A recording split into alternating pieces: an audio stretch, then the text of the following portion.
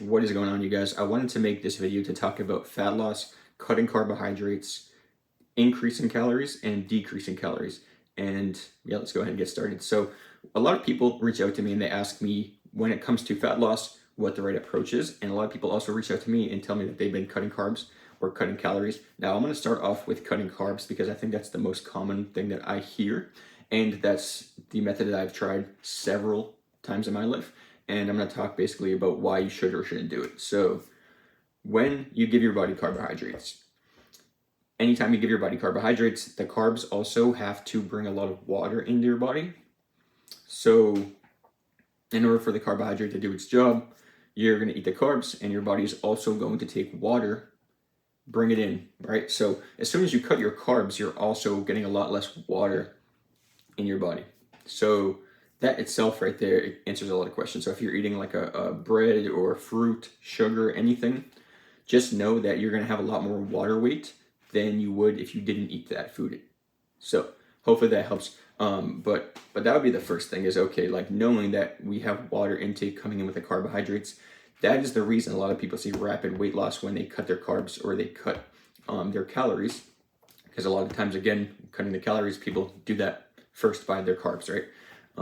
So when you cut the carbs, you're going to cut a lot of water weight. So you might, for example, go from eating a lot of carbs throughout the day to not eating any or hardly any. You might drop 5-8 pounds in a week or even a few days because all of that water is being depleted into your body. And that's why when people go into diets like a low carb diet or keto, which is ketosis, in that point, your body is depleted of all the water, and now it hasn't had any carbohydrate stream coming in, so you're not really giving much water to your body. So most of that weight initially is just water weight. So number one, that's not ideal because you want water, proper hydration in your body to allow you to build new muscle, to get the best workouts, and to stay hydrated, because the more less hydrated you are, your body now starts to have to retain water, which means it holds on to the current water it has. It basically, your body's saying, hey, like, we're not really getting much food, we're not getting a lot of carbs, and there's not much water coming in from that. We're also really dehydrated, so let's hold on to all this water. And also, because we're getting so many less calories, let's hold on to all the calories and preserve them, burn less calories, because we don't know when we're getting food next. You're basically putting your body into this very high stressed state by cutting your calories or by cutting your carbs. And I think that's why some people see progress is, hey, they cut their carbs and, water weight's gone. But the problem with that is, number one, you're depriving your body of tons of nutrients. So you're going to have cravings. It's just a matter of when. It might be a few days, it might be a week. And eventually you're going to give in and probably binge food or eat junk food, or you're just going to slowly step away from some of those habits, right? It's very rare that somebody can stick with that. And if you do, it's because you genuinely, like, that's your main focus is your health, and you think that's best for you. If you're tying it to an end goal, I don't think it's ever the right decision, because it's going to make it so that your body is being restrictive now, and it's always going to come back to haunt you, right?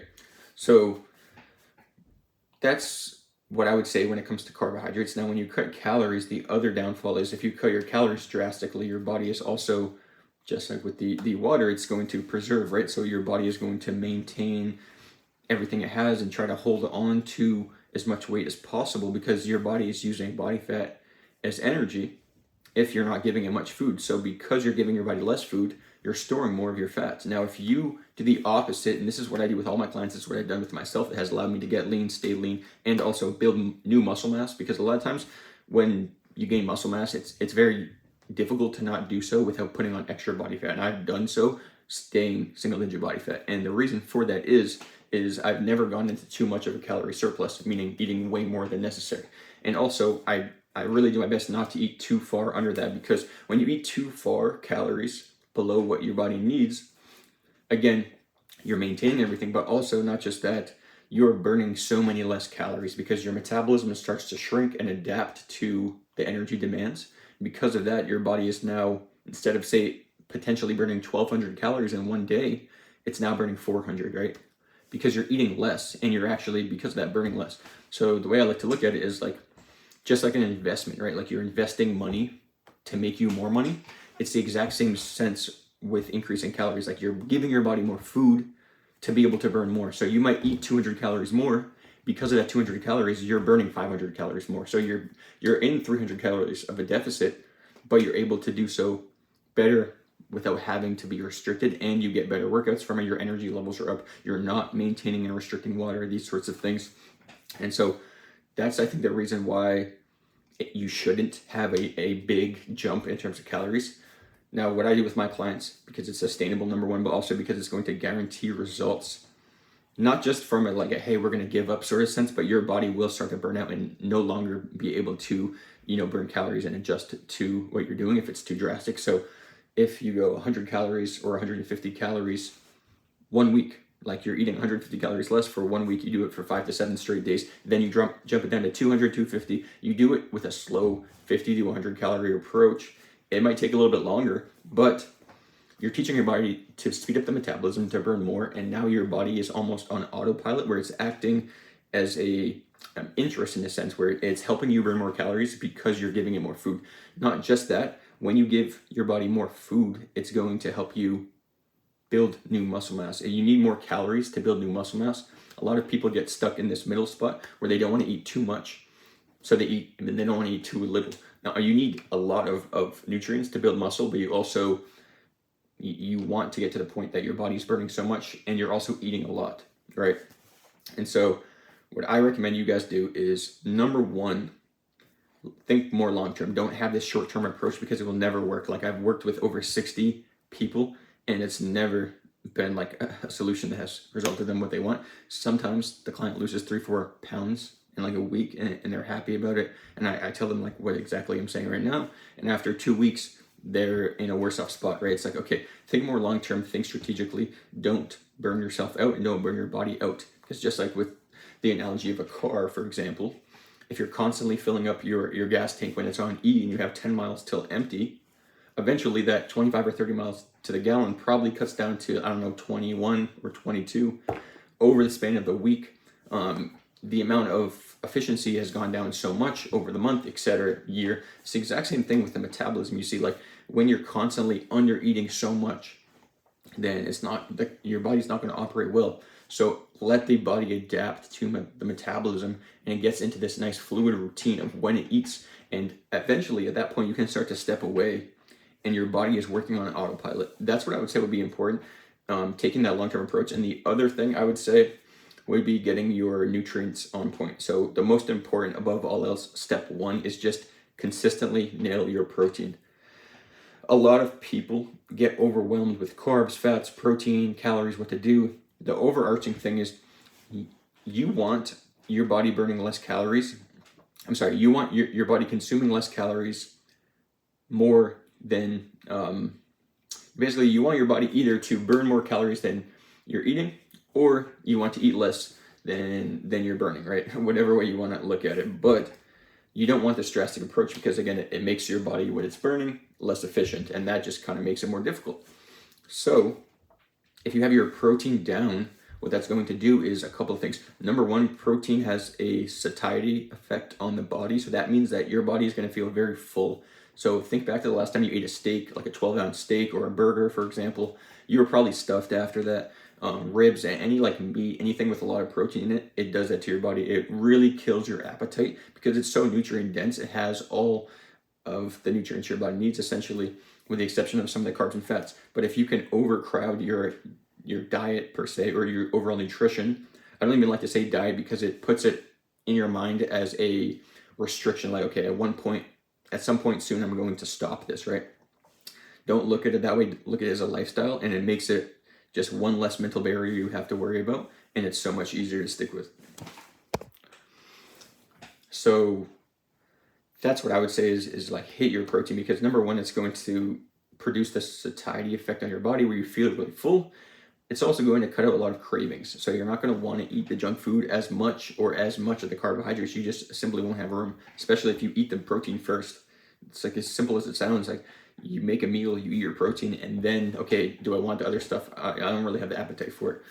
That's ideal, but also protein will help fuel new muscle growth. And the more muscle mass you have, the more calories your body burns at rest. So when you're on the job site, or you're at the computer screen, or you're sitting behind a desk or whatever, for example, just throwing a number out there, instead of burning 400 calories at rest per day over the span of, say, 8 hours, maybe now you're burning 500. And over the span of a week, that's 100 calories per day, 700 calories extra that your body's burning every single week just because you chose to hit your protein intake. So you're hitting 700 calories less of it, you're in 700 calories more of a deficit, which is a good thing in this sense, at the end of the week. And knowing that 1 pound of body fat weighs 3,500 calories, it takes you 5 weeks, right?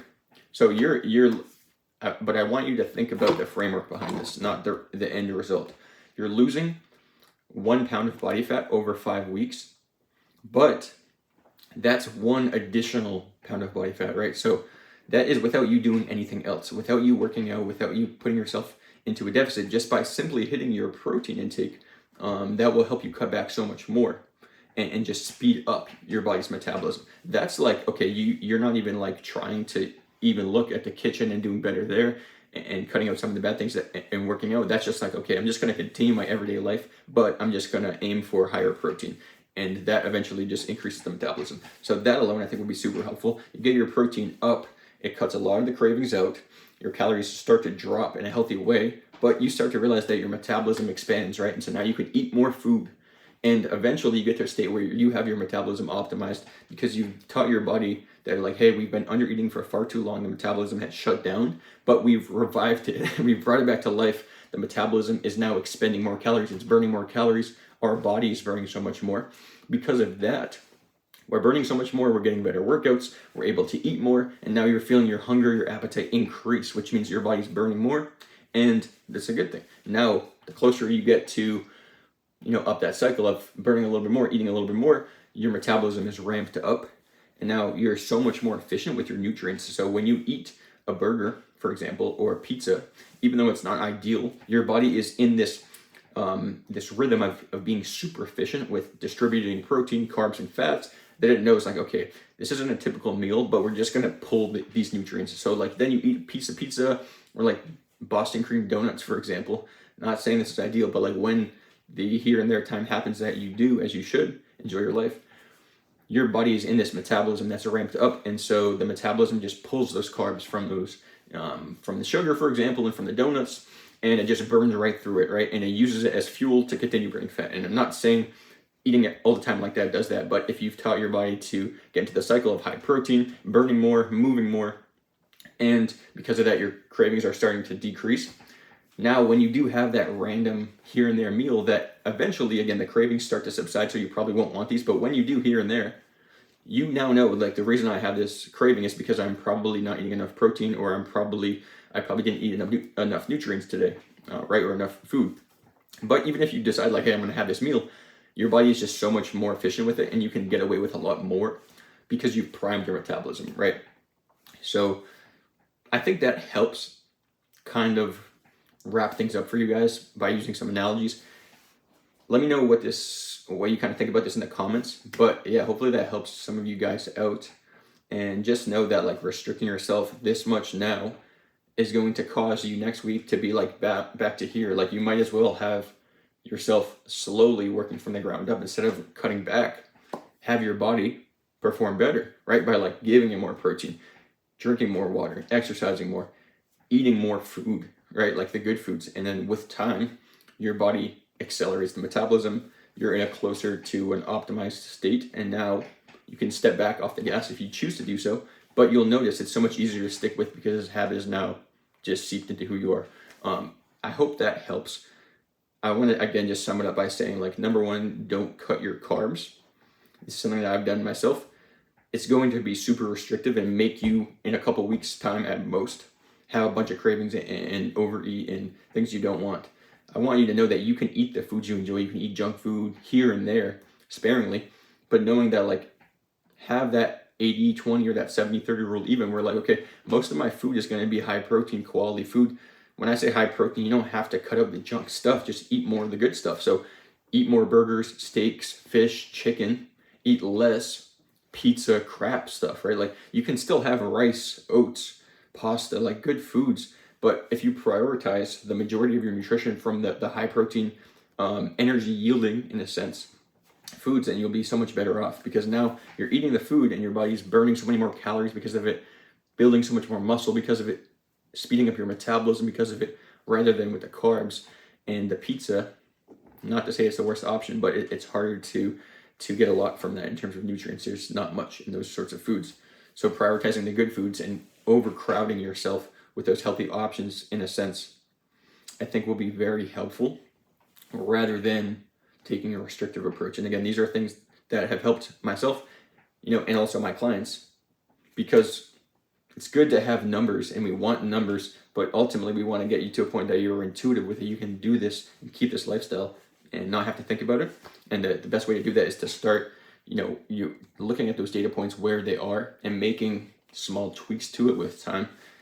Over time, it gets super easy and you can stick with these habits, and they're just seeped into your subconscious. And now you have a lot more control over, your discipline, your nutrition, and these sorts of things. And pretty soon you end up being in the spot you want. I think that is helpful. But let me know in the comments what you guys think. And thanks for checking this video.